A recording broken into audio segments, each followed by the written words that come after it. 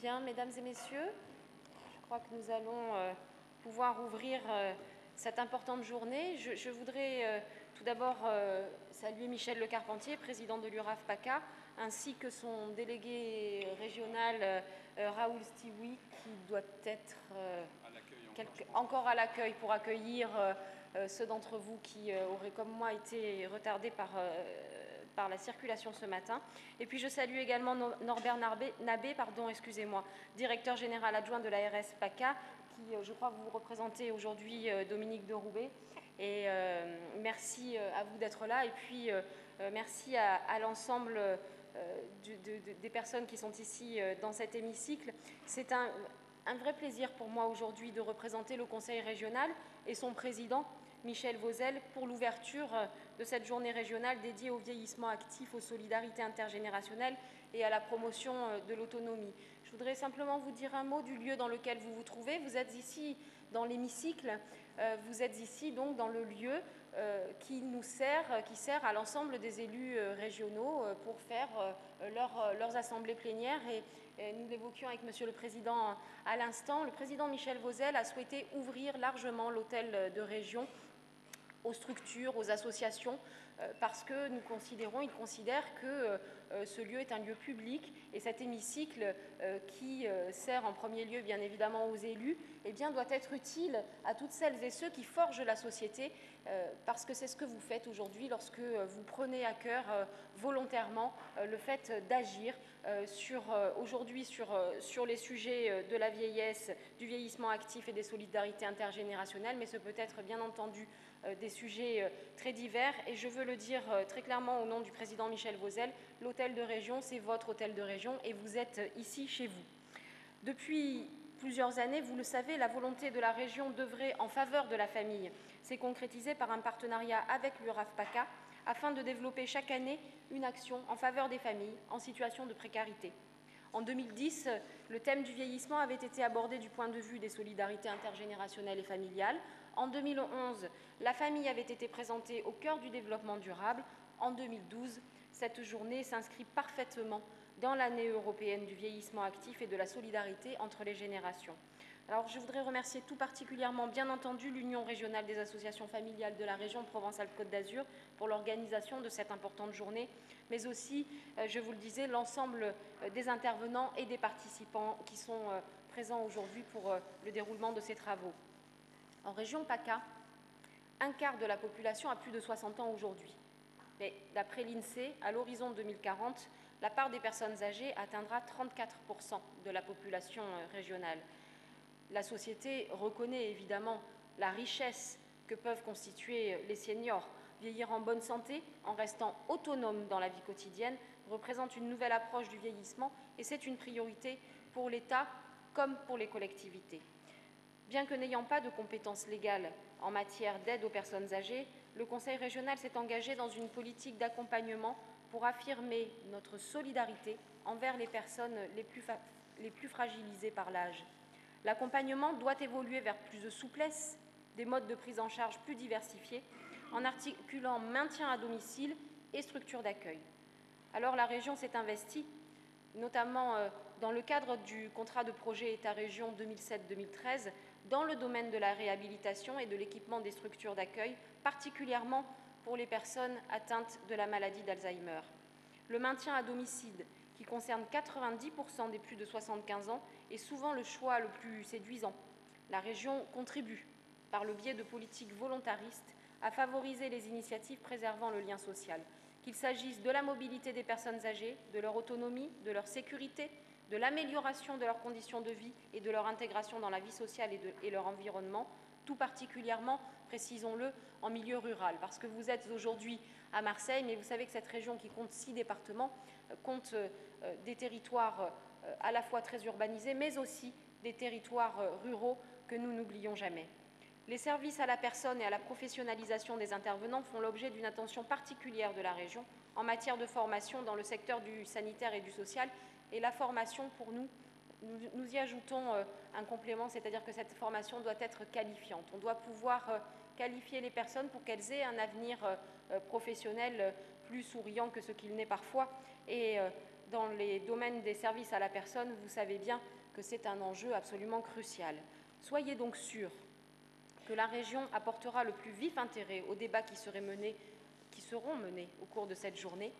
Je souhaite, pour conclure, que vos travaux apportent une aide importante à l'ensemble des acteurs institutionnels, associatifs et familiaux, et bien entendu aux personnes les plus directement concernées, car n'oublions jamais que c'est pour elles que vous travaillez aujourd'hui et que vous allez avoir ces travaux si importants. Je termine enfin en vous souhaitant, en mon nom et également au nom du président Michel Vauzel, un grand succès à l'ensemble des travaux, et je passe immédiatement la parole à Monsieur le Président. Juste, je suis navrée, je ne peux malheureusement pas rester avec vous, mais en revanche, je serai très intéressée de recevoir une synthèse de vos travaux que je lirai très attentivement. Je vous remercie.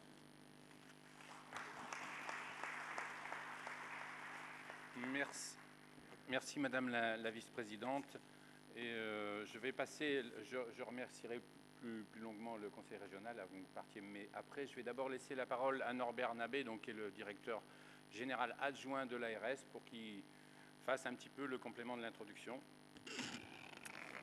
Merci Madame la Présidente, merci Monsieur le Président, merci à appuyer à Monsieur le Carpentier, puisque l'agence régionale de santé travaille depuis longtemps avec les représentations des nombreuses associations que vous dirigez, le CIS, l'URAF, je vois beaucoup de vos lieutenants dans la salle qui sont des partenaires chers avec lesquels on a appris à travailler, on s'en félicite tous les jours, et je veux également avoir un remerciement extrêmement chaleureux et constructif à l'égard du conseil régional avec lesquels, depuis le début de l'installation de l'agence, on a pris chacun de notre côté un grand soin à coordonner nos interventions plutôt qu'à les opposer, comme ça aurait pu être le cas à un certain moment, et je pense qu'on a maintenant dans cette région une synergie constructive que l'on chérit tous les jours et de laquelle on attend énormément de coopération à venir.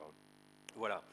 Sur le sujet qui vous intéresse, qui nous intéresse, du vieillissement actif, je pense qu'on est au cœur de ce que doit être et de ce qu'est la politique de santé de la région, entre autres poursuivie par l'ARS, parce que nous sommes évidemment, c'est notre objet investi de mission entre guillemets régalienne sur ce sujet, mais une partie d'entre elles, c'est précisément d'essayer d'étendre la sphère des participants et des acteurs, parce que nous sommes bien persuadés que seule l'ARS ne fera pas ce qu'il faut, n'atteindra pas son but, et que c'est bien de la coopération avec les collectivités locales, conseils généraux, conseils régionaux, collectivités diverses et variées, professionnelles, associations, mutuelles, et associations comme les vôtres. C'est bien de cette synthèse de l'action publique qu'on arrivera à tirer un avantage pour la population dont on a la mission d'administrer la santé. Alors, le vieillissement, on est évidemment là dans la démonstration classique de ce qu'est l'évolution des concepts de prise en charge, de santé et de sa prise en charge aujourd'hui dans notre société, déjà depuis pas mal d'années, puisqu'on est sur une vision proche de celle, de ce que l'OMS dit, c'est-à-dire qu'il ne suffit pas de ne pas avoir de pathologie pour être en bonne santé, on parle d'un parfait état de bien-être, physique, social et moral. On a aussi une notion de promotion de la santé qui depuis une bonne vingtaine d'années, depuis la charte d'Ottawa, fait florès dans l'administration et dans les associations, c'est-à-dire que le patient doit être acteur de sa santé, doit participer à sa prise en charge et à son évolution, et on voit bien que d'une conjonction de ces deux notions sort une action administrative ou institutionnelle qui aurait pu être caractérisée par la création des agences, puisque la volonté des agences régionales de santé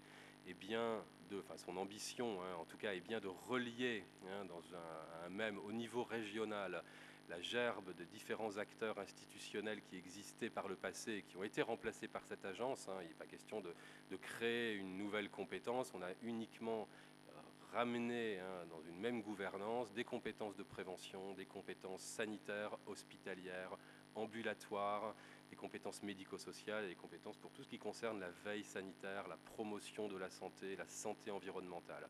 Donc on a déjà fait un pas, on est bien évidemment au milieu du gué dans cette affaire-là, ça n'a échappé à personne, tout le monde le sait. C'est d'ailleurs pour ça qu'on a créé des commissions de coopération des politiques publiques, parce que il y a bien une notion, enfin le législateur a créé les commissions de coordination des politiques publiques qui réunit les autres partenaires investis, impliqués dans le champ de la santé. Je le répète, l'assurance maladie, les collectivités locales, les professionnels. On est là face à un partenariat qui est nécessaire et qui est indispensable. Donc on a une première mouvance, une première mise en mouvement institutionnelle autour de l'évolution de ces concepts. On est toujours à un retard de plusieurs années, mais la machine est lancée et je ne pense pas qu'elle s'arrête. On voit maintenant des nouvelles notions de parcours de santé qui commencent à arriver dans les dispositifs législatifs. La loi de finances de l'année dernière, enfin pour l'année 2012, a au travers du fameux article 70 mis en place la notion de parcours de santé. On a autorisé une dizaine d'expérimentations France entière. Nous avons dans notre région 2 expérimentations qui courent sur ce sujet-là. La discussion pour la loi de finances de cette année a prolongé le trait. Il y a un article qui est en ce moment en discussion qui va probablement permettre d'élargir le spectre de ces expérimentations pour le parcours, et ça c'est important. Maintenant, l'institution et le règlement ne font pas tout. On est aussi face à une évolution des pratiques. On doit, dans ce champ, arriver à aider les partenaires, les professionnels, à élargir le spectre de leur champ de vision et d'intervention. Il faut que les associations, et je le dis avec d'autant plus d'aisance devant vous, que vous avez un rôle essentiel dans l'évolution de ces pratiques, parce que la prise en charge des personnes âgées, quand elles sont malades, d'un point de vue sanitaire, ne pour être efficiente, et là, doit pouvoir s'appuyer sur un tissu associatif, ou en tout cas sur une prise en charge un petit peu structurée autour du domicile du patient, parce qu'à un moment donné, d'un accident de vie ou d'un démarrage de dépendance, on ne peut pas proposer comme seule et unique prestation l'institutionnalisation pour des raisons évidentes de dignité humaine et pour des raisons évidentes aussi d'accès financier à l'ensemble de ces services qui, pour beaucoup, sont encore très chers. Donc on est là face à la mise en place d'un dispositif de prise en charge alternative qui s'appuie sur des solidarités, alors intrafamiliales, territoriales, plus ou moins organisées. Je pense que c'est le défi qui s'offre à nous dans les années qui viennent. Je voulais vous parler un tout petit peu de prévention parce que ça aussi c'est important, surtout dans notre région. Évidemment que tout commence par la prévention, évidemment que ce fameux parcours commence par les actions de prévention. Et cette prévention, il faut qu'on l'intègre, comme c'est le cas depuis des années, dans des budgets de prévention qui agissent sur des personnalités et sur des populations fragiles ou malades. Donc on a, nous, tout un tas de budgets qui, avec l'ensemble de nos partenaires, font un poids significatif, même si c'est jamais assez par rapport à ce qu'on totalise comme dépenses de santé. Ça reste une part relativement modeste. Mais il faut aussi comprendre que l'action importante et malheureusement assez peu visible de la prévention, elle se fait en dehors de ces cénacles.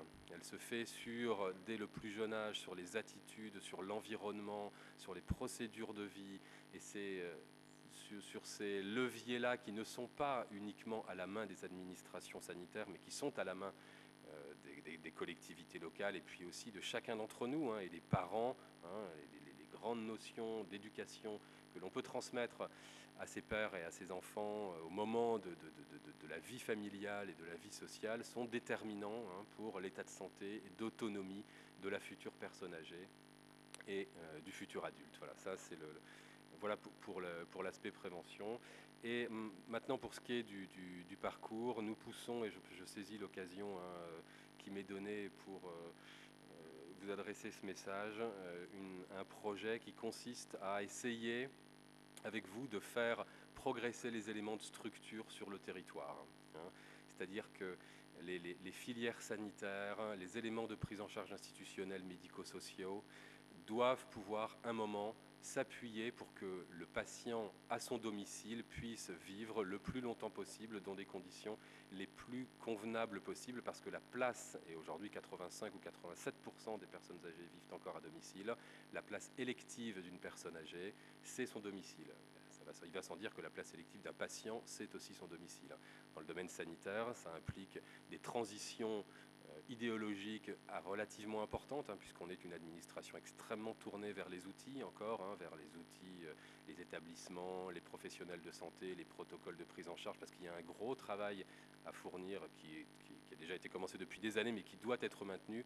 Mais il faut qu'au moment où le patient sort de sa prise en charge sanitaire ou médico-sociale, puisse retourner à son domicile dans des conditions convenables et y rester. Hein. Et donc pour ça, il faut qu'on arrive à installer sur les territoires une vraie coopération, un principe d'entente, une commission qui permettrait à chacun de se parler, de se connaître. Il faut qu'on installe des éléments de diagnostic, notamment de l'état de santé de la population, mais surtout des actions qui sont poursuivies par les uns et les autres. Et là, on n'est pas uniquement face aux acteurs habituels du champ sanitaire, on est aussi face aux associations du social et aux intervenants de la vie citoyenne, parce que bien souvent, on met en échec une prise en charge qui termine à l'hôpital ou dans un établissement parce qu'il manque un dispositif citoyen basique qui doit être identifié, qui manque bien souvent parce qu'il n'est pas identifié par les aidants ou la famille ou le médecin traitant. Et donc ça, c'est un travail aussi qui est essentiel dans la prise en charge.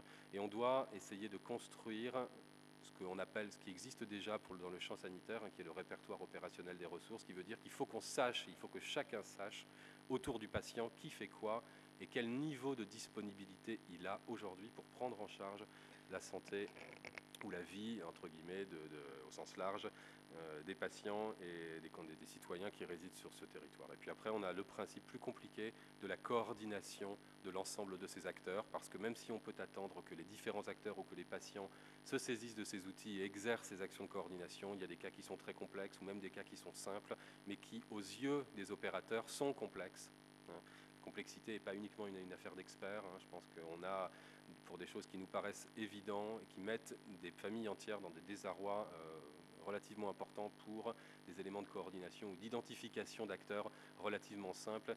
Et en essayant de structurer chacun des territoires autour de ces 4 piliers, probablement qu'on arrivera à rendre plus efficient et plus efficace l'ensemble des actions des acteurs sanitaires, médico-sociaux, sociaux qui opèrent sur l'ensemble des territoires. Voilà, je vous présente mes excuses pour le fait d'avoir été si long. Je voudrais encore une fois renouveler mes remerciements et mes encouragements, hein, à vos associations diverses, et vous dire que pour nous, hein, opérateurs de la santé, votre participation est déterminante, hein, pour l'évolution de la prise en charge de nos administrés. Merci.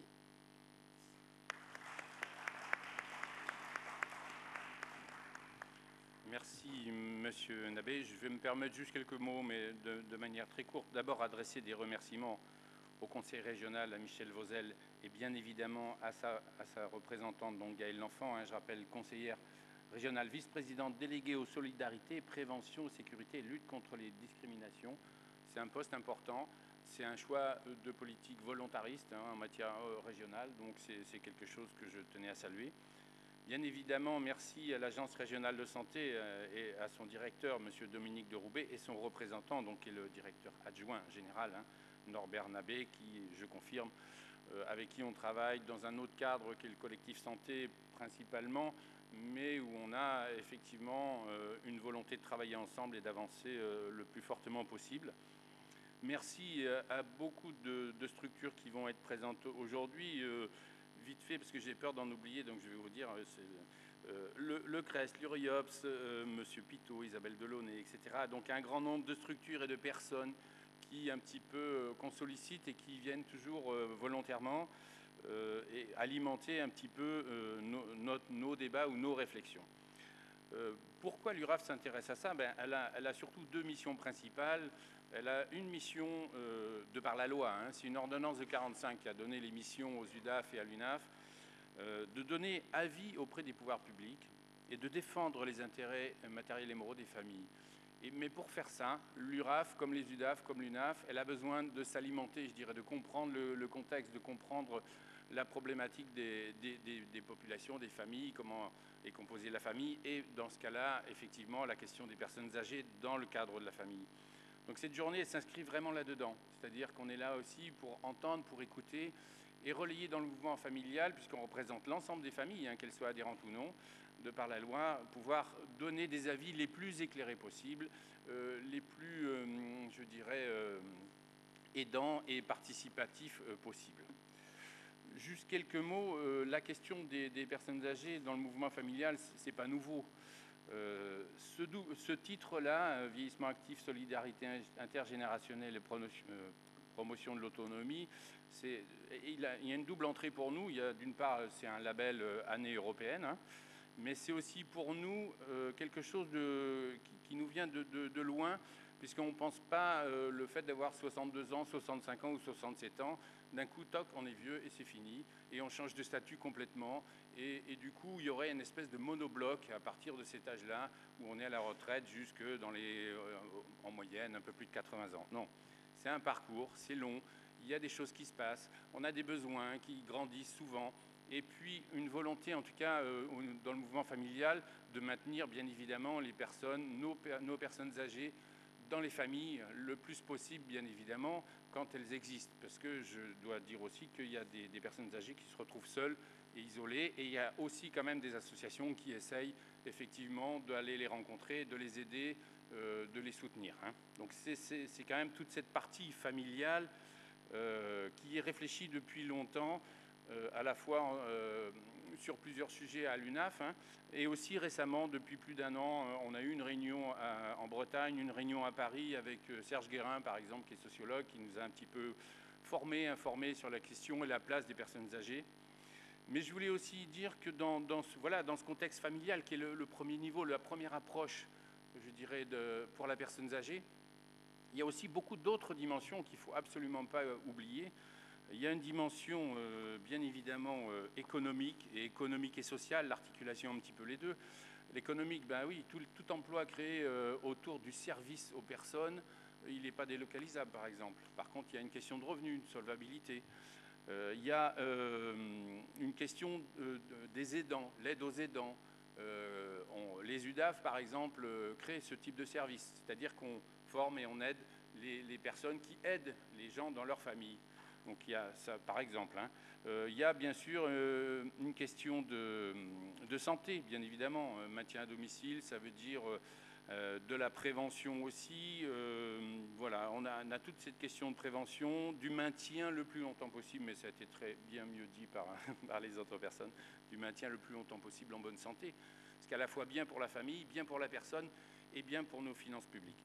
Donc toutes ces questions-là, la question des personnes âgées, c'est aussi tout ça, quoi, hein. Donc les questions de service, etc. Voilà, c'était à peu près tout ce que je voulais dire. Bien sûr, je vais donner la parole donc à Federico Palermiti, donc qui va animer toute cette journée avec mes remerciements. Voilà, bonne journée et bon travail. Moi, je vais me mettre à l'écoute.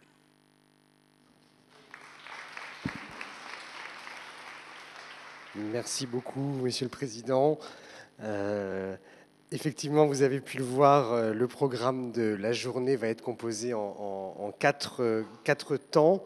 Nous allons avoir tout d'abord une conférence introductive qui va un peu poser les enjeux et les débats de la journée.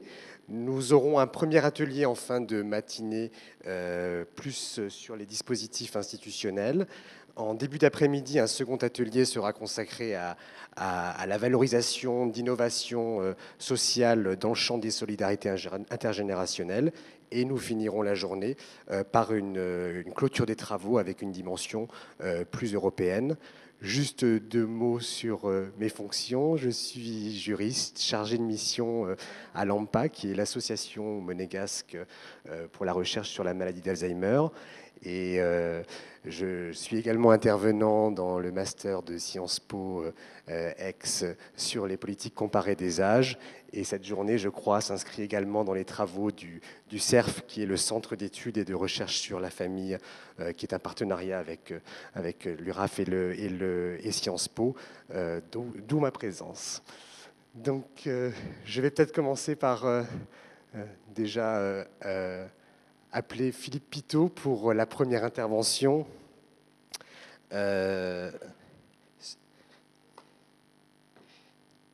Qui va être introductif, je ne le vois pas. Ah, voilà. En haut, là. Vous n'avez pas de PowerPoint? Vous n'avez pas de PowerPoint? Bon. Donc, qui va nous parler des enjeux et des défis pour une déesse en devenir.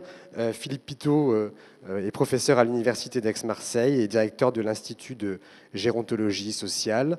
La fonction d'animateur est extrêmement triviale puisque je vais essayer de veiller au respect du temps de chaque intervenant et également essayer de faire circuler au mieux la parole durant toute cette journée. Donc nous sommes dans les horaires prévus initialement. Donc je vous laisse la parole, professeur.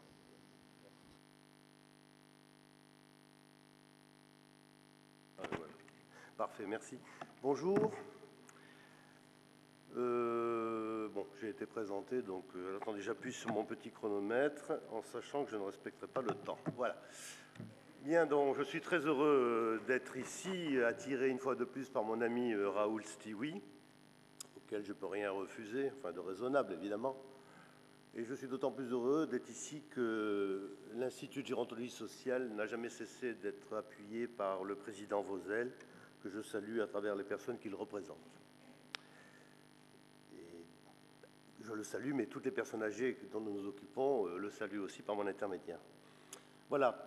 Alors, dans nos sociétés modernes, alors même que le vieillissement est désormais une donnée intégrée à nos modes de gestion sociale de la population, c'est la dépendance qui s'inscrit comme un problème nouveau, directement lié au grand âge, 85 ans et plus à peu près. Les chiffres sont à ce niveau très clairs, puisqu'ils, mais surtout elles, ce sont des dames, sont déjà 2% à dépasser 85 ans, âge dont on sait qu'il est à haut risque de dépendance. Pas tout de vivre très longtemps, il faut aussi prendre en compte le fait de vivre sans incapacité, sans incapacité invalidante. Le terme de prise en charge est donc désormais à l'ordre du jour, tant au niveau des structures d'accueil, du maintien à domicile, des solidarités de proximité, que de la formation de ceux qui en auront la responsabilité. Pour mémoire, la dépendance se définit comme le besoin d'aide à accomplir les actes élémentaires de la vie, tout ce qui vous paraît banal et dont on n'a pas conscience que quand ça s'arrête seulement. C'est la dualité incapacité-besoin d'un secours qui fonde la notion de dépendance et non la stricte incapacité. La dépendance ne doit pas être alors considérée comme un état figé. Il s'agit d'un processus susceptible d'être accompagné, voire modifié dans son évolution, d'être prévenu et réduit dans ses manifestations par un environnement et des prestations adaptées. De la dépendance comme de la perte d'autonomie, on notera que pour mieux appréhender ce type de situation, on considérera qu'une altération des performances concernant un petit nombre de dimensions fondamentales du comportement humain, appelé rôle de survie, indique donc une situation de désavantage. Deux aspects principaux peuvent être utilisés pour repérer les populations désavantagées. Ce sont d'une part le confinement, l'idée de la mobilité physique, et d'autre part la dépendance d'un tiers pour les actes de la vie courante. Quand vous vous levez la nuit pour aller aux toilettes, par exemple, vous n'avez pas besoin d'appuyer sur une poire où on viendra vous apporter ce qu'il faut 1 heure après ou 2 heures au minimum. Donc ces actes comprennent l'acte de manger, l'habillage, la réalisation de la toilette, le fait d'aller aux toilettes, ainsi que les déplacements du type transfert, lit, fauteuil. On va y ajouter la capacité à accomplir les différentes activités relevant de la gestion domestique, les courses, le ménage, la préparation des repas, tenir son budget, se déplacer en transport et évidemment accomplir les différentes tâches administratives qui pèsent sur nous dans ces sociétés hyper organisées, ainsi que les tâches contribuant à inscrire la personne dans l'environnement économique et social, je viens d'en parler.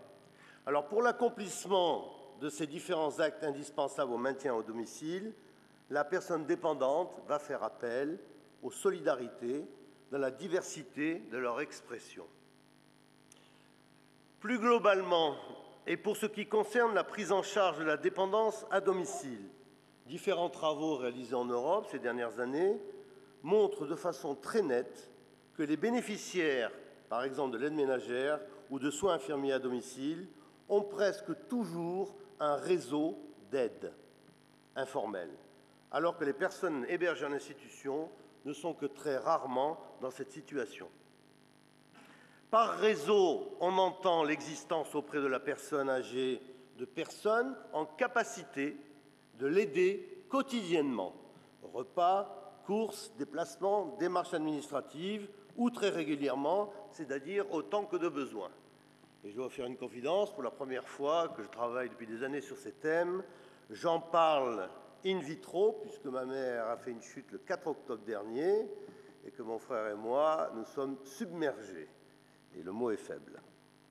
Mais enfin bon, on passe de la théorie à la pratique, c'est très intéressant. Par réseau, donc je l'ai dit, c'est un certain nombre de personnes autour, et les recherches menées par l'équipe de recherche conjointe de l'Institut de gérontologie sociale et du Master Action gérontologique et ingénierie sociale de la désormais Université Aix-Marseille indiquent que 89% des personnes ne bénéficiant pas de services ont autour d'elles un réseau de solidarité naturelle, familiale ou de voisinage, qui intervient soit très régulièrement, soit moins souvent, mais en fonction des nécessités. Dans un tel contexte, et même si l'aide n'est pas massive, il y a toujours une présence attentive, vigilante. Et puis, il faut rappeler que nombre de personnes âgées vivent depuis des années dans leur logement actuel, c'est toujours une bonne chose d'ailleurs, ça a changé, et ont développé par là même tout un ensemble de liens et de relations sociales. C'est d'ailleurs pour cette raison qu'elles ne quittent pas, comme ma mère, l'appartement au 3e étage sans ascenseur. Des réseaux de proximité constitués de voisinage viennent ainsi s'ajouter au réseau d'aide familiale. Ils assurent alors une présence bienveillante, comme les petits dépannages au quotidien, les petites courses, etc. D'une manière plus générale, l'ensemble de ces considérations nous rappelle que, même si les familles sont déchargées aujourd'hui dans les sociétés développées du soutien matériel qu'elles devaient autrefois assurer à leurs membres, elles conservent une fonction de soutien moral et affectif, mais aussi technique, indispensable au fonctionnement de la société globale. D'ailleurs, Mendras, sociologue, ethnologue, anthropologue, souligne dans Éléments de sociologie que toute vie sociale est faite d'échanges. L'exigence de réciprocité dans les actes sociaux est vivement ressentie par les individus de toutes les sociétés et de toutes les civilisations. Et une grande part des règles et des institutions ont pour but de codifier et d'organiser les échanges. Nous sommes, avec la dépendance, au centre de la vie sociale. Une vie sociale qui se nourrit de la relation conviviale comme valeur éthique déterminante dans la spontanéité du don. Et ceci nous ramène bien sûr à la théorie de l'échange.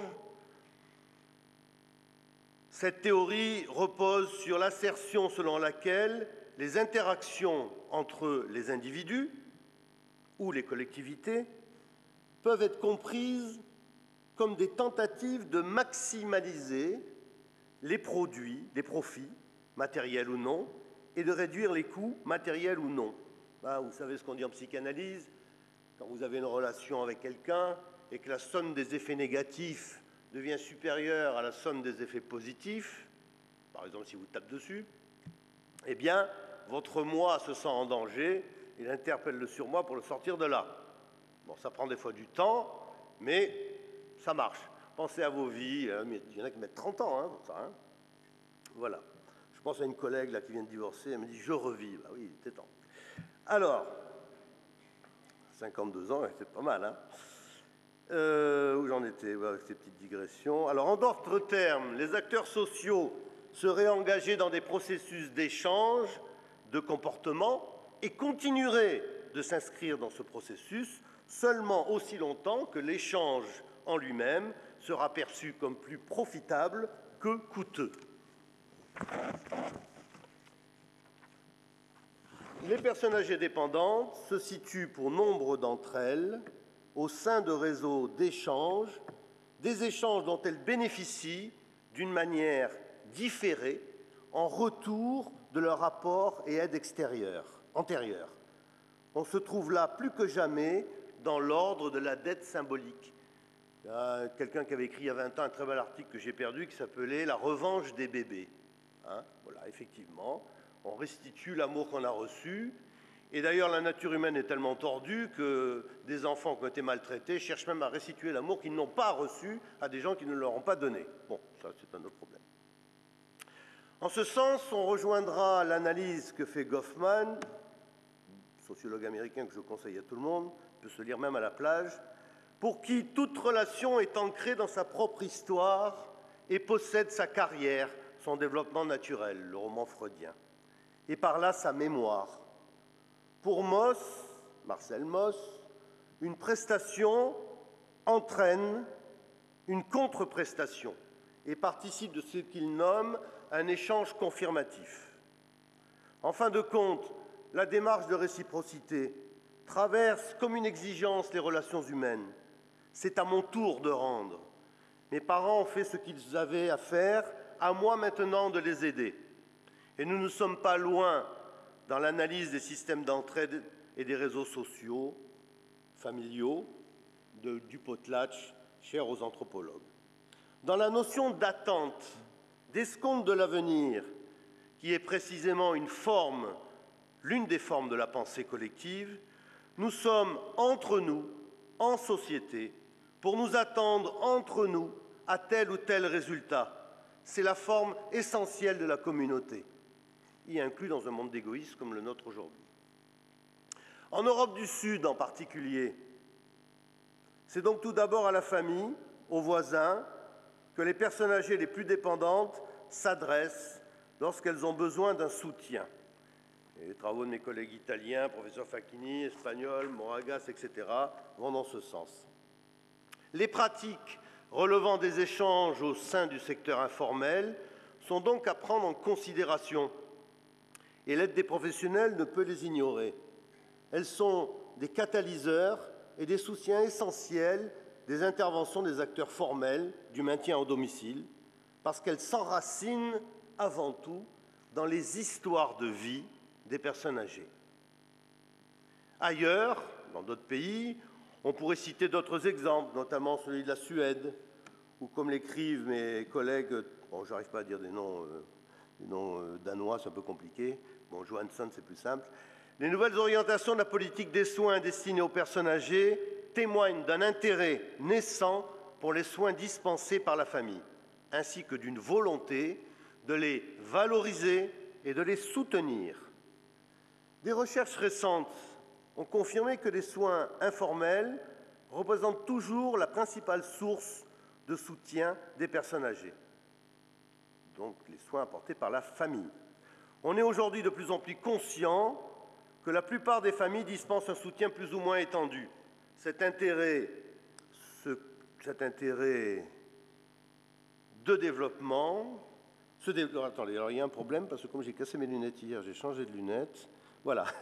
Cet intérêt se développe également en fonction d'une prise de conscience des besoins croissants de la population et des limites inévitables du système de services à les satisfaire, mettant en évidence le risque que les familles aient à l'avenir à porter une part croissante de la responsabilité des soins. Les données quantitatives dans ce domaine sont encore peu nombreuses. Cependant, l'INSERM montre que des travaux de l'INSERM montrent que la moitié des personnes âgées les plus dépendantes vivent à domicile et qui sont confinées au lit ou au fauteuil ne sont aidées par aucun service professionnel. Pour la famille, puisqu'on est dans une réunion de l'URAF, pour la famille, la maladie, la perte d'autonomie et l'entrée dans la dépendance est d'abord une expérience sociale. L'expérience d'une telle situation n'échappe pas au discours populaire. Nous portons tous effectivement un regard particulier sur le fait d'être ou non en bonne santé. Hein, vous savez, comment vas-tu? Hein, ce qu'on vous demande en premier. L'autre espère d'ailleurs une réponse positive, parce que si vous conseillez, non, je ne vais pas bien, j'ai ceci, j'ai cela, bon, s'il n'a déjà pas le moral, ça n'arrange pas, quoi, hein. Voilà. Ça revêt donc une dimension collective avec la famille et l'entourage, les valeurs médicales de référence, les professionnels de la santé, et bien d'autres éléments encore. Un petit problème technique. Oui, non, là, il manquait une phrase. Oui. Bon. Par ailleurs, l'expérience d'une maladie, d'une déficience, ne concerne pas seulement le malade lui-même, mais revêt une dimension, on y arrive, collective, avec sa famille ou son entourage. Les valeurs médicales de référence, les professionnels de la santé et bien d'autres éléments encore. Aussi, la santé et la maladie se conçoivent bien au-delà d'un cadre strictement médical. La maladie est aujourd'hui envisagée autant comme fait organique que comme fait psychosocial.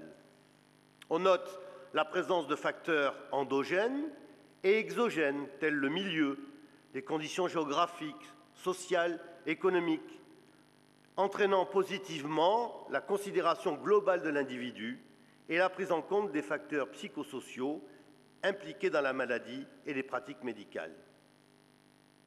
On ne peut par ailleurs ignorer la douleur et les difficultés de la famille et des membres de la famille, mais surtout des aidants qui doivent accompagner la personne malade, dépendante ou encore handicapée, en assurant une présence quotidienne et veiller sans relâche cette personne aimée, fragilisée.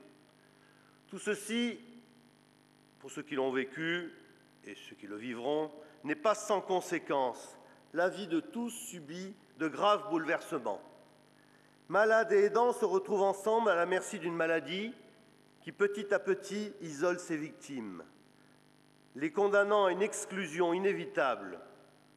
D'ailleurs, et comme le note mon ami Michel Morin, professeur émérite dans mon université, c'est très souvent aussi, pour les proches, se confronter à une véritable rupture biographique qui, à la différence de celle que vit le malade menacé dans son image et sa maîtrise corporelle, concerne d'abord essentiellement une identité sociale, puisque l'aidant principal, dans les pathologies lourdes, est amené en général à recentrer toutes ses activités relationnelles autour des besoins de l'aider, renonçant aux loisirs comme aux engagements de travail extérieur qui sont perçus comme incompatibles avec l'accompagnement du malade. Pour ce qui concerne, par exemple, on peut prendre cet exemple-là, puisque j'y ai travaillé plusieurs années, les malades atteints de pathologies de type Alzheimer et autres pathologies chroniques invalidantes, nous sommes ainsi confrontés au grand sentiment d'inquiétude que provoquent les démences auprès des personnes âgées, de leur entourage, mais également des soignants. Ces inquiétudes et même ces peurs génèrent autant d'angoisse depuis l'apparition des premiers troubles à l'annonce du diagnostic, provoquant un bouleversement individuel et familial, mais aussi au moment de l'accompagnement de la maladie proprement dite, en institution ou au domicile. Qu'il s'agisse d'un enfant, d'un adolescent porteur d'un handicap ou d'une personne atteinte d'une maladie évolutive à caractère invalidant, il nous faut souligner, en particulier pour un certain nombre de personnes, l'entrée dans le chaos de ce que d'aucuns nomment une catastrophe affective. En effet, ce type de pathologie bouleverse d'abord les équilibres familiaux. Comme l'indique Girard dans son rapport remis au gouvernement en 2000, poser le diagnostic, c'est aussi pour le malade et pour son entourage proche le signal d'un long chemin douloureux dominé par le désapprentissage et l'envahissement de la vie par la maladie. Dans le cadre de la maladie, de la pathologie chronique invalidante, spectateur impuissant de la déchéance de son proche, le conjoint ou le parent est soumis à un face-à-face souvent épuisant avec le malade qui peut, dans les cas les plus extrêmes, le conduire au désespoir et au passage à l'acte. La presse relate de temps en temps des histoires comme ça. Ainsi, on dira que le malade et son proche forment un binôme. Si l'aidant va bien, le malade ira bien et vice-versa.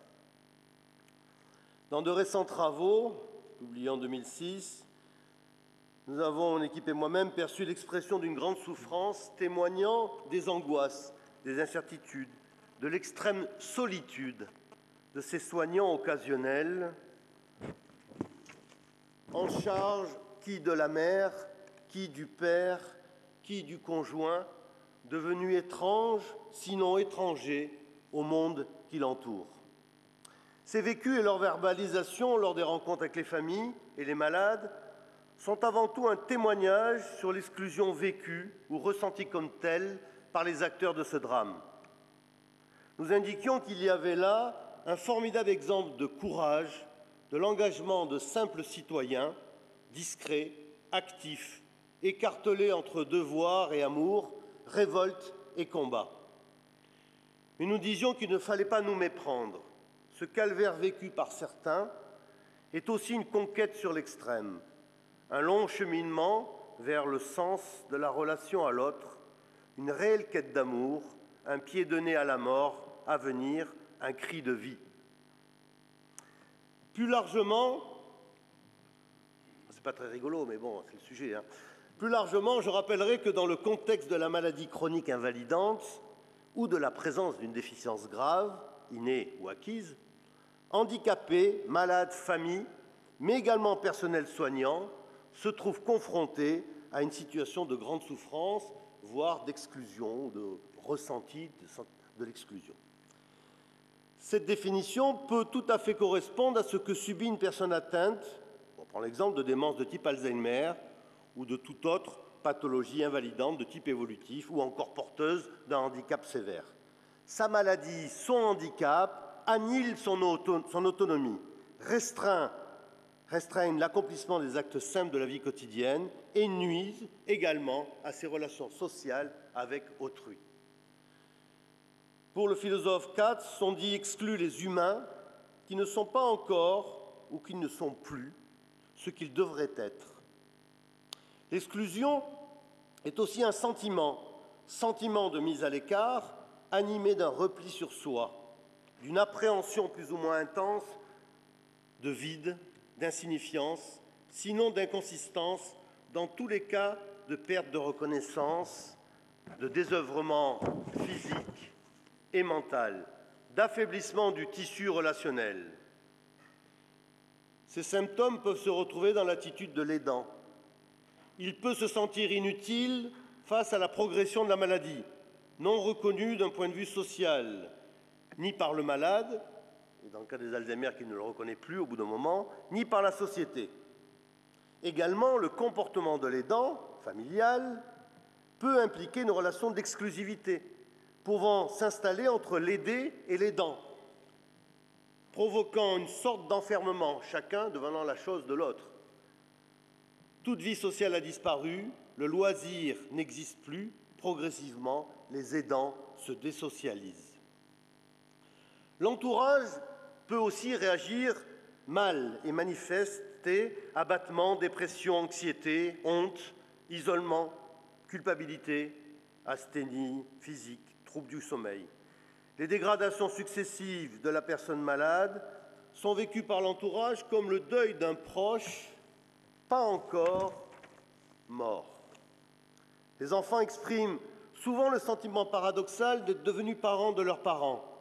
Les familles s'empêchent souvent de parler de leurs difficultés, pensant qu'on ne peut pas les comprendre. Elles manquent d'interlocuteurs, se sentent marginalisées et souffrent d'isolement. Elles se sentent même parfois disqualifiées par rapport aux soignants. Au fur et à mesure que la maladie évolue, le malade est de plus en plus dépendant, l'entourage de plus en plus sollicité et confronté à des situations de tension qui peuvent altérer sa santé. Alors, depuis quelques années, effectivement, c'est surtout né dans les pays du nord de l'Europe, l'idée d'un soutien à la famille, ou plus largement aux aidants, des personnes âgées dépendantes, mais aussi des personnes handicapées, ou des personnes qui sont atteintes de maladies chroniques invalidantes, s'impose peu à peu. Dans certains pays, cette aide est déjà une réalité et elle prend des formes très variées. L'aptitude à soutenir et à mobiliser l'entourage de la personne âgée, à prendre en compte les besoins et les angoisses de la famille, à assurer son information, qui est pour partie une formation, est une des 3 éléments qui vont constituer l'efficacité du soutien à domicile. Au cœur de la prise en charge par les aidants, nous nous trouvons ainsi au cœur de la solidarité humaine. Cette solidarité dont l'exercice nous est présent chaque jour, chaque heure, chaque minute au sein des familles où vivent des personnes âgées ou des personnes atteintes de déficits psychiques et ou physiques, reste au-delà des discours à être dynamisée, encouragée, car elle seule peut permettre de développer au sein de nos sociétés en crise ou encore en mutation profonde des espaces d'échange à l'intérieur desquels les sollicitudes des aidants n'apparaîtraient plus comme inéluctables. Alors, mon ami Raoul m'a demandé d'être incisif, donc ceux qui pourraient mal interpréter ce que je vais dire maintenant ne doivent pas le prendre pour eux. C'est aussi une forme de réalité, sauf pour ceux qui arrivent directement d'Euro Disney ici, et qui pensent qu'on vit dans un monde merveilleux. Regardez derrière la haie quand vous rencontrez Blanche-Neige, il y a toujours les 7 nains, c'est ce que je dis à mes étudiants quand ils sont jeunes. Et pour les filles, que Chevalier Bayard, ça n'existe plus. Alors, l'idée de fond, à l'occasion de ce colloque, c'est en fin de compte d'interpeller les familles et les acteurs sociaux au travers d'une dynamique participative. Saisissez-vous de l'action pour faire le contrepoids de ce qui prend de plus en plus de place aujourd'hui et génère autant d'inégalités traitées sans humanité.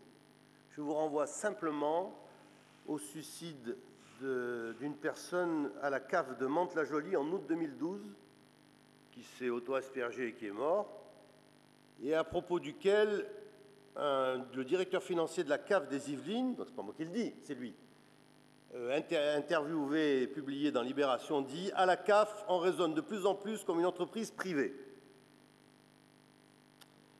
Voilà. Alors, on doit faire face, depuis ces dernières années, au développement d'une technocratie mécanique essentiellement basée sur la seule approche comptable et évaluatrice, ainsi que sur le lien virtuel, borne informatique, répondeur, etc. Juste une petite parenthèse, il y avait 3 universités dans cette région, on n'en a fait plus qu'une. C'est devenu un monstre administratif incroyable. On reçoit tous les jours des mails de gens qu'on ne connaît pas, avec des tableaux à remplir, évidemment le tableau à remplir dans les 20 minutes qui suivent, et des machins budgétaires, et des trucs incroyables, incroyables. Pour faire une commande de papier toilette, ça en est pour 6 mois. Ce matin, j'ai reçu un mail, d'ailleurs, me disant que les programmes que j'avais commandés pour mes étudiants le 12 septembre allaient m'être livrés suite à un dysfonctionnement qui avait pris de 12 septembre à aujourd'hui. Voilà. Donc j'ai répondu que j'avais été content d'avoir contribué à améliorer le service public. Parce que j'ai beaucoup râlé, effectivement. Alors, ceci nous ramène aux politiques publiques et à certains de leurs agents devenus des managers. Ces politiques publiques menées ces dernières années qui ont aggravé les exclusions et le déficit en termes de lien social. Allez-y, même dans ma mutuelle, je suis à la MGEN et à la Maïf, pour ma mère, appuyez sur le 1, sur le 2, sur le 3, sur le 4, sur le 5, dites, alors il faut dire un mot, dites accident, dites chute, voilà, et vous êtes là pendant une demi-heure. Voilà, Si vous êtes Alzheimer, arrivé au bout, vous savez plus ce qu'on vous a demandé au début. C'est quand même un monde merveilleux. Alors, je parle de lien social parce que les familles produisent du lien social, elles sont les garantes du lien social. Donc effectivement, un déficit en termes de lien social et de proximité avec les usagers. Ceci au nom du seul coût économique. Réduire les coûts, réduire les effectifs, automatisation des réponses, mais également des exclusions du système d'aide. Réponses que l'usager doit trouver sur les sites Internet. S'il est vieux qui ne comprend pas Internet, moi je ne suis pas vieux, mais j'arrive pas. Donc voilà, rentrez dans Internet, allez sur le site machin, donnez votre code, bon, voilà. Et puis les répondeurs automatiques dont je viens de parler. Alors, face à un État ou à des États qui gèrent des crises économiques profondes, à leurs ramifications locales, face à des États qui ont en partie renoncé à réduire les exclusions et à prendre en compte les souffrances, la société civile, c'est-à-dire nous, vous, composée des personnes de moins en moins nombreuses à s'investir dans l'action citoyenne, parce que franchement, pour être dans le monde associatif, pour participer, etc., il faut vraiment croire dans un au-delà, hein, parce que sinon, il y a des jours, on laisse tomber, ou alors avoir envie de pouvoir, je ne sais pas.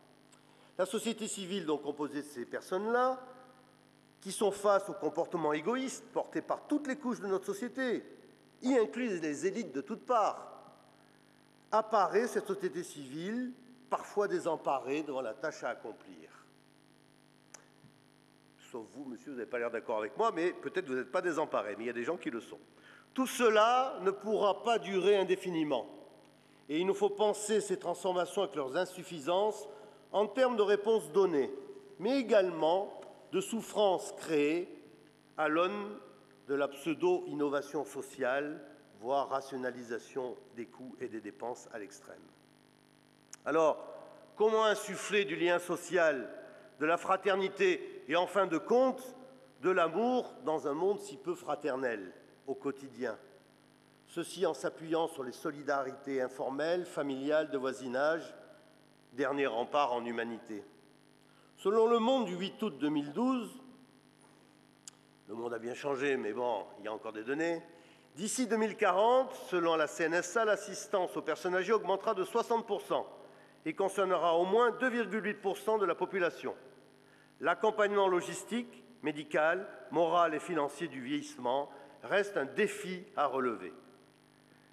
La vieillesse, en dépit des discours des différents gouvernements qui ont suivi ces dernières années, moi j'ai 30 ans de gérontologie, donc bon, je continue, hein, mais j'en ai entendu des vertes et des pas mûres, n'est pas une priorité dans une économie en sursis, voire en perfusion, sinon en réanimation.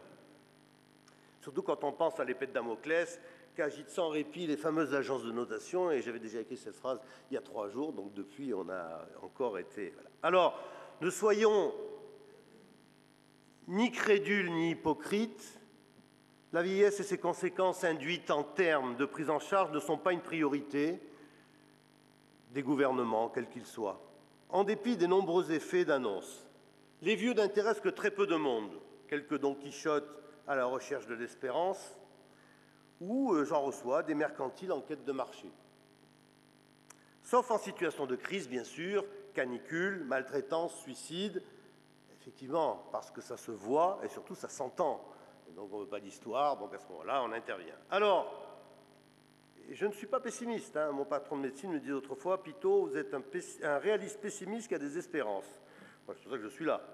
Alors, le secteur public est exsangue, il faut le reconnaître, on n'arrête pas de nous le dire, et technocratisé à outrance. Le secteur associatif sur le repli du fait de la réduction ces dernières années des subsides qui lui permettent de fonctionner. S'il y a une association ici qui a vu ses crédits augmenter ces 3 dernières années, qui vient de me voir, j'aimerais savoir comment elle fait. Et enfin, le secteur privé est privé, et c'est tout dire, on ne peut pas lui reprocher, il ne s'agit pas de mécénat, mais de rentabilité et de rien d'autre. Si vous montez une entreprise privée et vous faites faillite, forcément ça ne marche plus. Alors la question de l'autonomie versus perte de l'autonomie-dépendance pose également la question de la barrière des âges, et par là de son non-sens dans une société où l'on mesure chaque jour les risques de l'implosion du lien social. Ce que montrent 30 années d'expérience de l'Institut de gérontologie sociale, et notamment de son service écoute sociale, l'un des premiers en France, des personnes isolées ou en souffrance, c'est au quotidien et au-delà des vicissitudes de la dépendance et de la perte graduelle d'autonomie, ce formidable besoin de vie sociale, d'humanité, et je dirais simplement ce besoin immense d'amour, de savoir que l'on compte encore pour la société dans laquelle on vit, sinon dans laquelle on survit.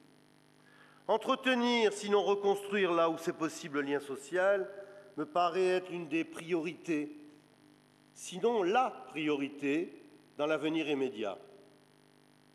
Je vais te dire une chose, je ne vis pas du passé, je cherche le présent et les réponses à construire.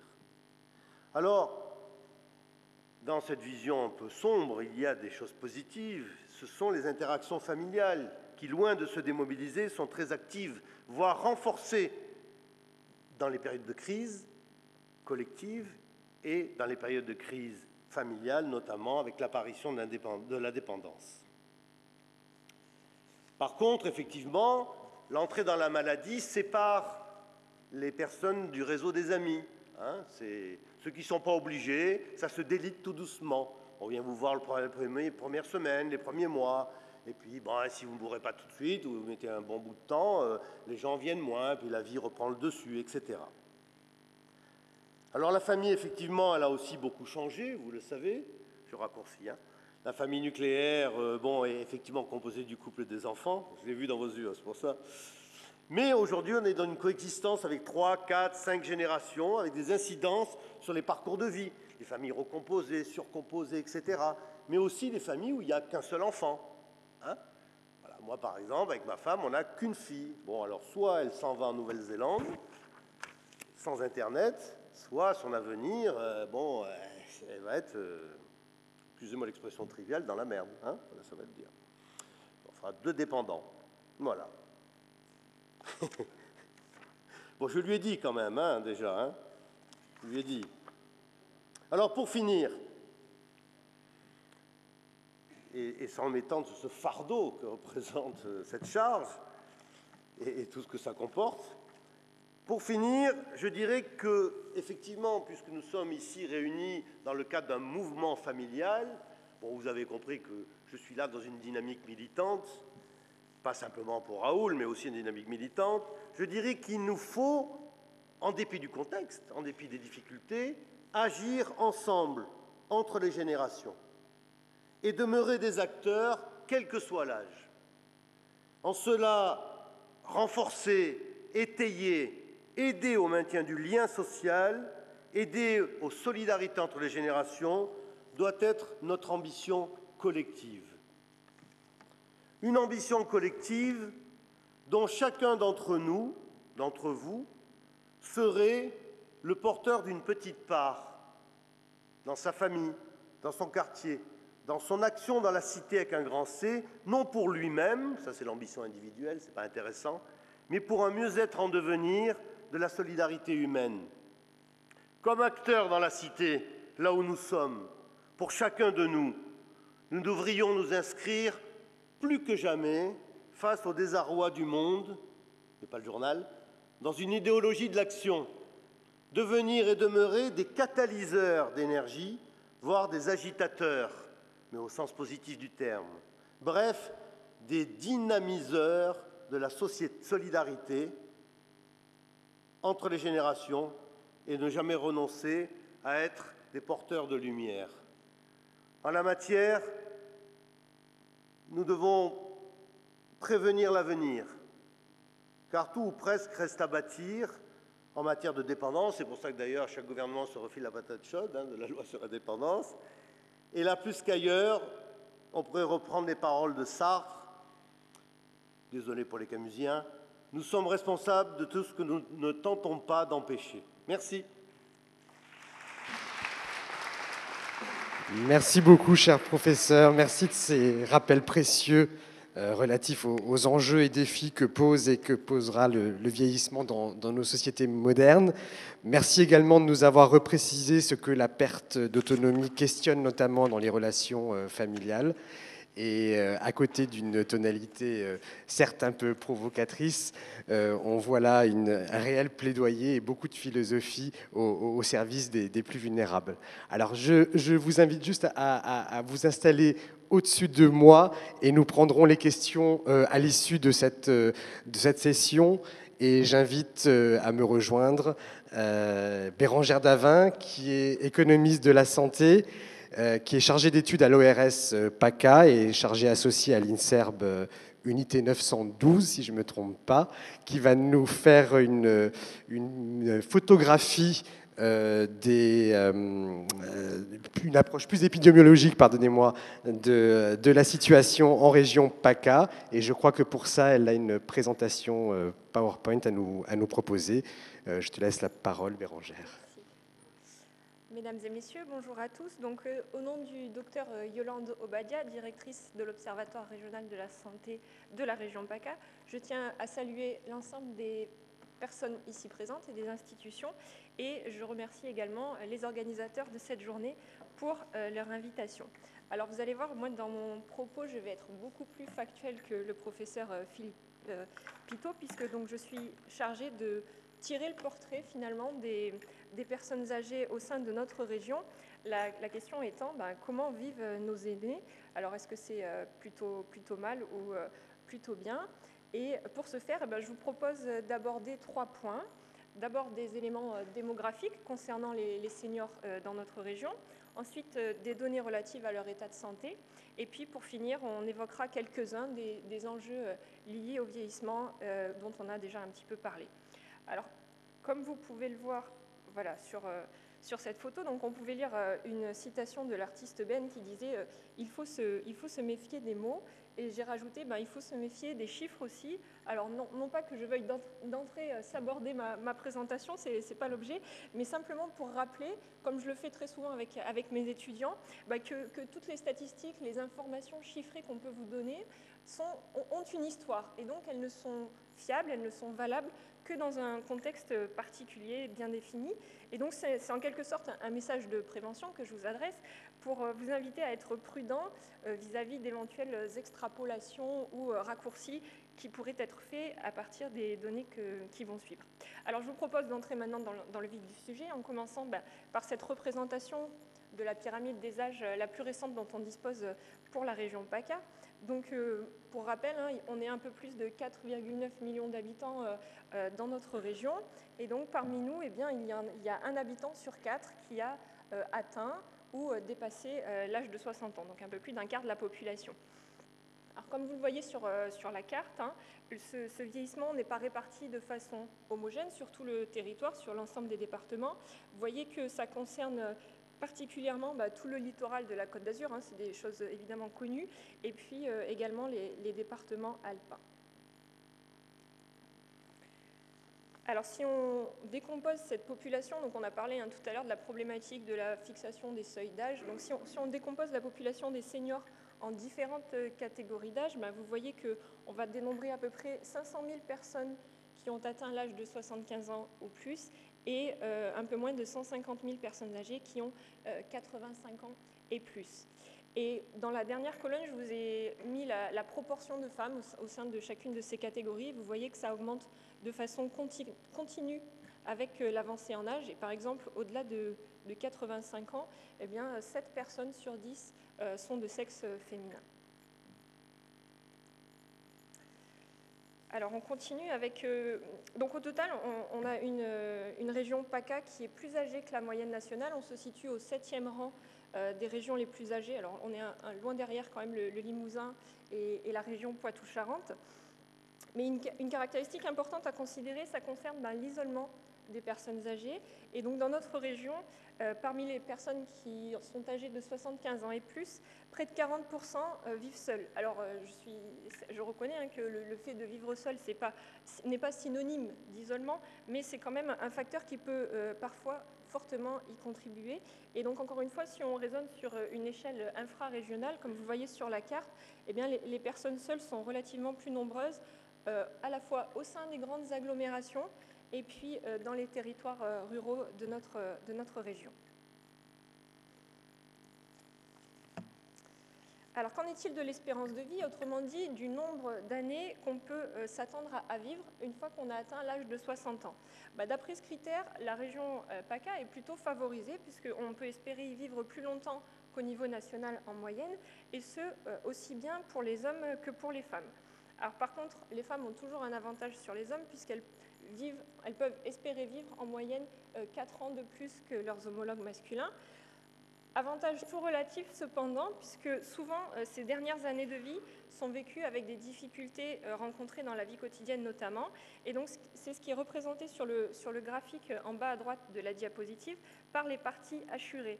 Donc comment est-ce qu'on va lire ce graphique? Je vous propose de considérer les colonnes violettes, donc les colonnes les plus à droite. Vous voyez qu'une fois qu'on a atteint l'âge de 65 ans, on peut espérer vivre encore 5 ans en bonne santé. Donc ça, c'est la partie colorée en tout en violet, violet plein.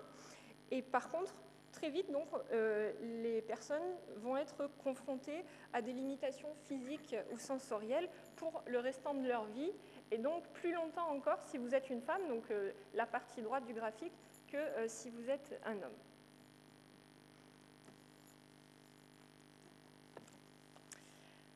Alors maintenant, si on interroge les personnes âgées sur la façon dont elles considèrent elles-mêmes leur état de santé, donc c'est une appréciation subjective, on peut dire que la majorité d'entre elles se déclarent être en relative bonne santé. Donc c'est le cas pour environ 70% des seniors qui vivent à domicile et pour près de la moitié de ceux qui résident en établissement.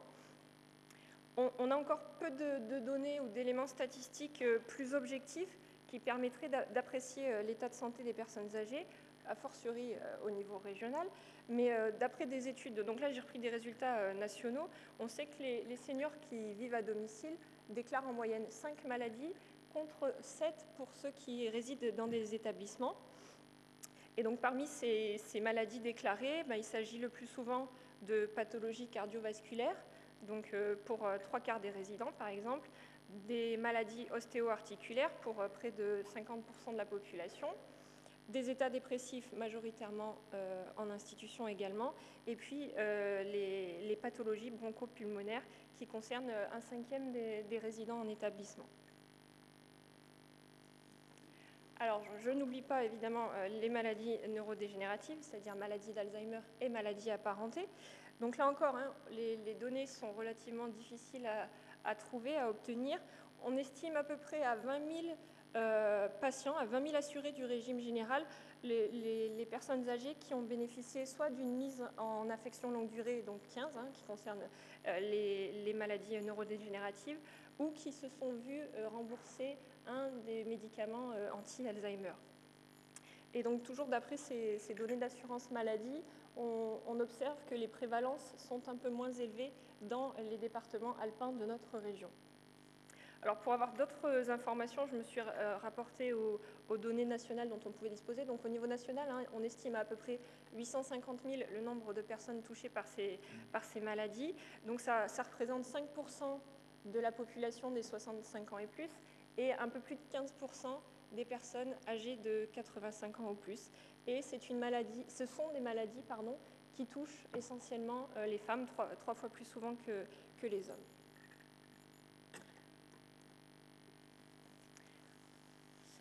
Alors j'aborde maintenant la question de la perte d'autonomie. On l'a un peu évoqué tout à l'heure. L'avancée en âge peut s'accompagner de difficultés pour accomplir les gestes du quotidien, et donc ce qui mène à une perte d'autonomie qui donc peut être prise en charge à l'heure actuelle par l'allocation personnalisée d'autonomie. Donc pour notre région, on compte actuellement autour de 100 000 bénéficiaires, et vous voyez, dont 2/3 sont pris en charge à domicile, donc c'est une proportion plus importante que celle qu'on observe au niveau national. Alors, donc la répartition selon les groupes GIR, qui caractérisent le degré de sévérité de cette dépendance, font apparaître à domicile 20% de personnes sévèrement dépendantes, c'est-à-dire classées dans les GIR 1 et 2, je ne vous apprends rien, et puis à peu près 60% de personnes souffrant d'une dépendance modérée et donc classées en GIR 4. En établissement, en fait, on a la répartition exactement inverse, c'est-à-dire une grande majorité de personnes sévèrement dépendantes, 60%, et un peu plus d'un 1/5 présentant une dépendance modérée et donc classée en GIR 4.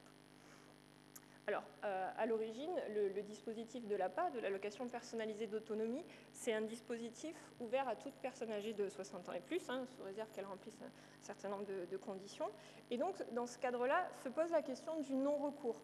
Et donc, il y a une étude qui a été menée il y a quelques années au CCAS de Grenoble et qui est donc arrivée à la conclusion qu'un peu moins de 10% des personnes âgées potentiellement éligibles ne bénéficiaient pas de cette allocation et n'en faisaient pas non plus la demande. Donc ça peut poser question. Et donc sur ces constats, on s'est interrogé sur finalement le périmètre de la population à prendre en charge. Donc je vous ai représenté là l'ensemble des seniors de notre région, donc les 60 ans et plus, ils sont à peu près 1,3 million. Donc On vient de voir que les bénéficiaires de l'APA en représentaient une petite partie, un peu moins de 8%, puisqu'ils sont autour de 100 000. Et finalement, on peut se demander, est-ce qu'il n'y a pas un périmètre autour de cette population plus important, une population plus importante à prendre en charge, confrontée à des difficultés importantes au quotidien. Et donc, nous avons essayé dans l'équipe d'estimer ces effectifs à partir des données d'une enquête menée par l'INSEE et le ministère de la Santé. Et donc, d'après nos calculs, on peut évaluer à environ 100 000 personnes le nombre d'habitants de notre région qui ont besoin de l'aide d'un tiers pour tout ce qui concerne les soins personnels, c'est-à-dire les activités telles que la toilette, l'habillage, les transferts, le fait de s'alimenter, etc. Actes qui ne parviennent réellement pas à faire par eux-mêmes. Hein. Et puis, pareillement, on peut considérer qu'il y aurait plus de 200 000 seniors qui auraient besoin d'aidants, qui nécessiteraient l'intervention d'aidants pour les tâches ménagères, cette fois, donc tout ce qui est courses, préparer les repas, faire le ménage, la lessive, etc. Donc vous voyez qu'au final, on aboutit à des effectifs qui sont 3 à 4 fois supérieurs à ceux actuellement couverts par l'APA. Et donc là, on imagine bien qu'apparaissent toutes les solidarités familiales ou de voisinage ou amicales pour répondre à ces besoins prégnants des personnes âgées en perte d'autonomie.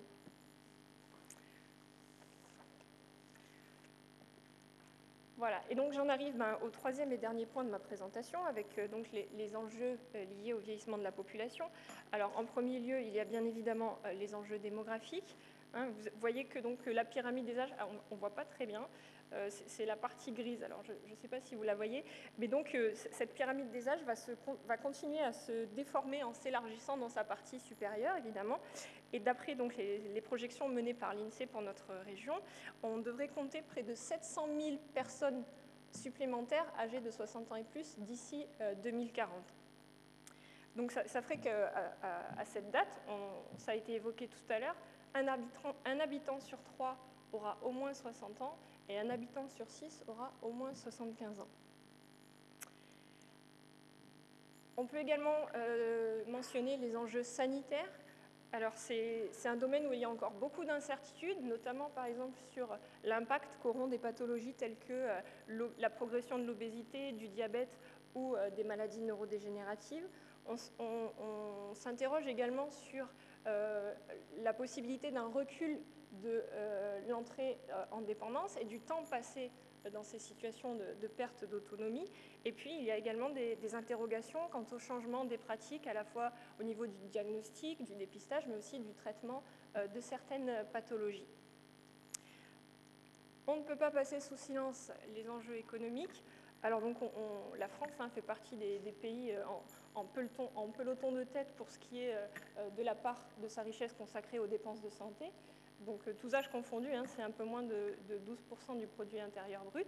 Et donc, si on se réfère aux rapports qui ont été élaborés à l'occasion du débat sur la prise en charge de la dépendance l'année dernière, donc on peut trouver dans ces rapports un coût estimé de prise en charge de la dépendance de l'ordre de 34 milliards d'euros, dont 70% environ à la charge des dépenses publiques.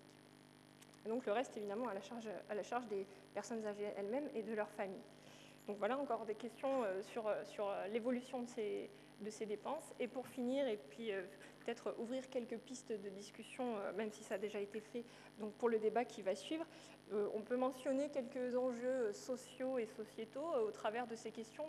Donc, quelle place accorder aux personnes âgées dans la société? Quelle place pour les solidarités intergénérationnelles?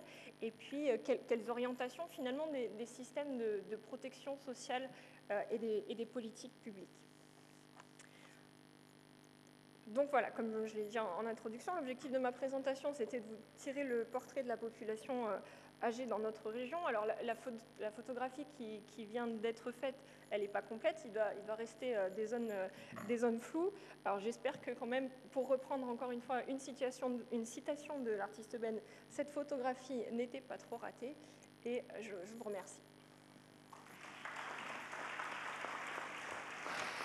Merci beaucoup Bérangère pour cette photographie. Merci de ces éléments chiffrés à la fois précieux et nécessaires tant ils nous éclairent sur les besoins de la région, les réponses à apporter.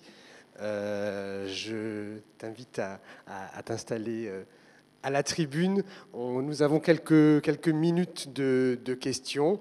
Donc à la fois, je vais m'éloigner pour voir tous les intervenants, à la fois au professeur Pitot pour son intervention introductive, à la fois à Bérangère Davin sur des données plus chiffrées et épidémiologiques. Donc je laisse circuler la parole. Vous avez un micro devant vous. Il suffit d'appuyer sur le bouton rouge. Je vous demanderai juste de lever la main pour que je puisse faire en sorte que la parole circule le plus facilement.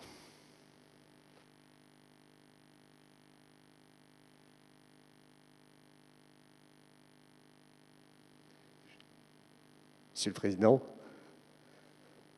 Oui, je veux bien dire un petit mot, juste alors, deux, trois petits éléments qui, du point de vue familial, me semblent complémentaires. A été évoqué le passage de 3 à 5 générations, puisque maintenant, avec l'allongement de la vie, et donc ça change complètement les questions de solidarité familiale, et pas seulement la question d'héritage, c'est une vraie question aussi en matière de revenus dans la famille, d'aide des grands-parents aux enfants. Maintenant, qu'est-ce qui se passe quand il y a 5 générations? C'est beaucoup plus compliqué. Et puis, pour en avoir discuté à Paris avec une personne, un exemple très concret, hein, une personne a plus de 70 ans, elle me dit « mais moi j'ai du mal à m'occuper de ma mère, elle a plus de 90 ans ». Et donc, ce qui se faisait naturellement dans la famille, quand on en avait 50 par rapport à 70 ans, on avait encore la force, l'énergie, voilà. Maintenant, quand quelqu'un a plus de 70 ans et qu'elle doit s'occuper d'une personne de plus de 90 ans, les conditions ne sont plus du tout les mêmes. C'était le premier point. Côté régional, on a un double vieillissement. On a le vieillissement qui a été dit, un vieillissement de la population, l'allongement de l'âge de la vie, mais on a un autre vieillissement régional, c'est-à-dire que la population prend régionalement entre 35 et 40 000 personnes, dont à la louche, hein, je n'ai plus les chiffres en tête exacts, mais la moitié de personnes qui viennent à la retraite chez nous. Donc tout ça, c'est des données qu'il faut prendre en compte, hein, y compris du point de vue économique, de l'emploi, etc. C'est quand même quelque chose de particulier en PACA. Sur la question de 200 000 personnes aidantes, aides ménagères, etc., de l'APA, bien évidemment, il y a un différentiel, mais il faut bien comprendre que le mouvement familial a beaucoup aussi été impliqué dans ces questions-là. Il y a les questions de la fiscalité, et notamment de l'aide, par exemple, l'aide ménagère, dans le cadre des ADMR, où la personne peut déduire fiscalement des choses. Donc, il faut bien regarder la question financière dans sa globalité des aides accordées et qu'elles doivent bien se compléter pour permettre effectivement à la personne de rester chez elle et à la famille de s'en occuper. C'était juste l'idée de fond. Hein. Enfin, et par contre, je ne sais pas si quelqu'un a un chiffre entre la région et le côté national sur la moyenne d'âge en bonne santé. Est-ce qu'on a une idée de la moyenne d'âge en bonne santé? Parce qu'en fait, le gros enjeu, il est là. C'est-à-dire que la question du vieillissement, c'est aussi vieillir le plus possible en bonne santé, entre guillemets, hein, et en étant autonome et voilà, et pouvoir porter ses propres actes. D'autres commentaires, monsieur, je vois... Ah, pardon, excusez-moi. Ben, monsieur et madame ensuite. Monsieur, je vous en prie. Oui, je voudrais donner un modeste exemple, un élément de réponse à la problématique posée par le professeur Pitot sur la nécessité de l'engagement citoyen dans la prise en charge des personnes âgées. Il se trouve que je préside une association qui gère un établissement à Théoul-sur-Mer, la Villa Saint-Camille, qui, dans un cadre exceptionnel, ça domine la baie de Cannes, gère à la fois 20 lits de maisons de retraite, dont 10 agréés aide sociale, mais aussi un CHRS, mais aussi une pension de famille, ce qu'on appelait antérieurement la maison relais, gère aussi des activités d'insertion pour des gens en difficulté, et puis gère enfin une maison familiale de vacances. Et tout ça sur le même site, dans un même lieu, avec une cohabitation des populations. ça concerne aussi les familles, puisqu'il y a une association des familles et des résidents qui siège d'ailleurs à notre conseil d'administration. Alors le concept général, c'est celui du vivre ensemble. Autrement dit, on essaie de faire vivre ensemble, cohabiter, et au-delà de la cohabitation, vivre ensemble véritablement des gens qui sont de catégories sociales ou de problématiques différentes.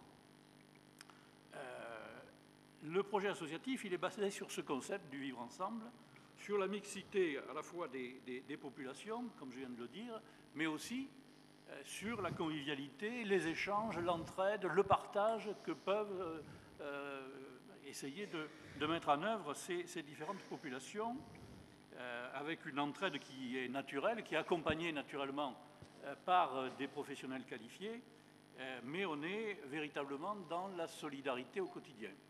Alors les exemples, c'est que on voit par exemple des jeunes en insertion accompagner une personne âgée vers l'ascenseur, ou bien on voit une famille qui descend sur Théoul ou sur Cannes proposer une place dans sa voiture à une personne âgée qui a un certain nombre de courses à faire.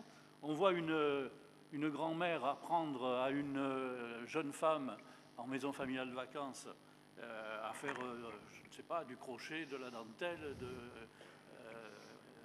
des activités de ce type. Et puis on voit les uns et les autres, que ce soit les personnes âgées, que ce soit les gens en difficulté, que ce soit les gens en vacances, tout simplement. On voit toutes ces populations partager le repas ou partager la partie de Scrabble ou la partie de boules, etc. Donc la vie sur un même lieu permet d'entretenir, comme disait M. Pitot, éventuellement d'approfondir et peut-être quelquefois de reconstruire véritablement le lien social. Alors le bénéfice, il est évidemment dans cette reconstruction du lien social, si c'est nécessaire.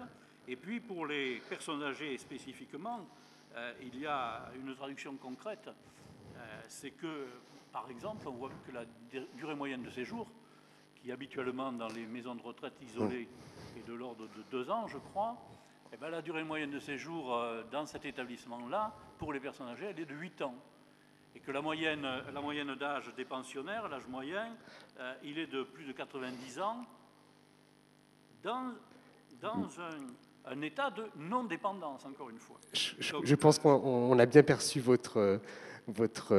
l'illustration que vous vouliez apporter des propos et de l'intervention du professeur Pitot, qui, je crois, voudrait vous répondre.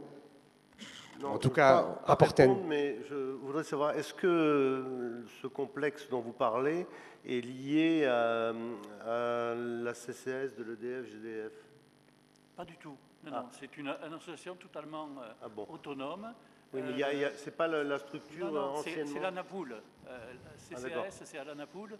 Là, il s'agit de Théoul, donc on est aussi intégré dans la vie locale, puisqu'on a des relations évidemment avec un certain nombre de... Comme historiquement, il y a l'intérêt pour l'intergénération dans ce qu'on appelait le comité d'entreprise de DFGDF, c'est quelque chose qui date de 20 ans, je me suis posé la question. Merci de votre témoignage, monsieur. Je crois que Bérangère Davin voulait rajouter quelque chose. Non, moi je voulais répondre sur la question de monsieur le Carpentier tout à l'heure sur est-ce qu'on a une idée de la moyenne d'âge en bonne santé dans chaque région.